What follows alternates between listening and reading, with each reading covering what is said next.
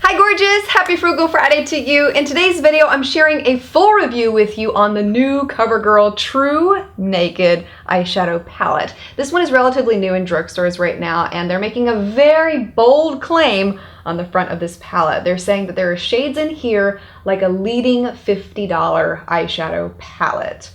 And we all know which one they are referring to. It is none other than Urban Decay's Naked 3. So CoverGirl, for making a bold claim like that, I'm going to hold your feet to the fire. In today's video, I'm showing you a side-by-side tutorial with each of these palettes so you can make an informed decision as to whether or not this claim is accurate or if it's one that's been blown out of proportion. And at the end of the video, I'll also be sharing side-by-side swatches between each of these palettes so you can get an up-close look at the eyeshadows. And I'll also let you know if this is one that you should get, or if there is a better Naked 3 dupe that is a little cheaper. Welcome to my naked face! We're gonna do this in the style of a talk through today because I don't want to record a voiceover tonight. I'm not gonna feel like it, so talk through it is. So on this eye, I'm going to be using the Naked 3, and then on this eye, I'm using the CoverGirl palette. Did I apply my primer yet? Well, might as well apply more because I can't remember. I'm using the Jessie's Girl eyeshadow primer today. All right, so I'm ready for application here. The first eyeshadow I'm using is that really light shade at the top of the palette, and that is going to be my blending shade. You can already see a difference between these two eyeshadows. This one was very all over the place. This one was a little more stable. And for the crease, I'm taking the substitute eyeshadow for Limit from the CoverGirl palette and applying it like that. I'm applying another layer of this because I don't feel like it was dark enough. And then I'm applying Urban Decay's Limit, the actual Limit, on this side into the crease. You can already start to see a difference in the color there. And this is only one layer so far, by the way. So you have one layer here with Urban Decay, about 3 layers with the CoverGirl. Then I'm applying the third to the last shade from the CoverGirl palette. This would be the dupe for Factory from Urban Decay, directly onto the lid there. And that is one layer of that eyeshadow right there. I think I need another layer. And then applying a Factory from Urban Decay over on this eye. It'll be interesting to see how these two compare next to each other on the eyes, because side-by-side swatch, you can see a real difference between these two. Then I'm taking the eyeshadow from the CoverGirl palette for Trick and applying this directly onto the middle of the lid. I may need to apply this wet. Yeah, that's what I'm gonna do. I'm gonna go ahead and apply this with a little bit of setting spray over the top. I'm using the L'Oreal Infallible and just spritzing the brush. And then applying that wet eyeshadow onto the middle of the lid. And adding another layer. And this is something that I would have to do with the Urban Decay eyeshadow also.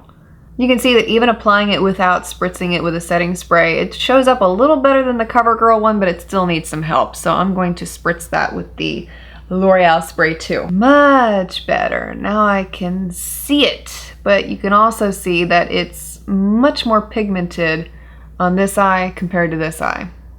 And to add some depth into the look, I'm going to add the eyeshadow that is a comparative one to Blackheart from Urban Decay and apply that into the outer V, just like so.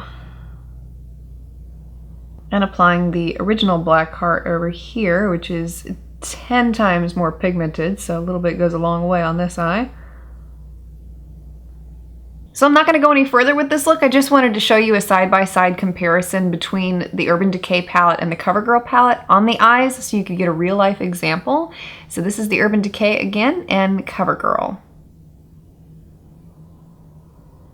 Okay, so the CoverGirl palette has 8 eyeshadows in it. So I broke the swatches up into groups of 4, and I'll be showing you each of these groups compared with the Naked 3 palette and letting you know eyeshadow by eyeshadow what I thought and how the CoverGirl side compared to Urban Decay's eyeshadows. First one up is Strange, and on the CoverGirl side, I didn't feel like Strange in their version was as pink as Urban Decay's, so it's a little bit off in color, but the pigmentation was really nice. For Dust, In the CoverGirl palette, it was a little different color in the pan. It's almost like a white pink, but a very, very light pink.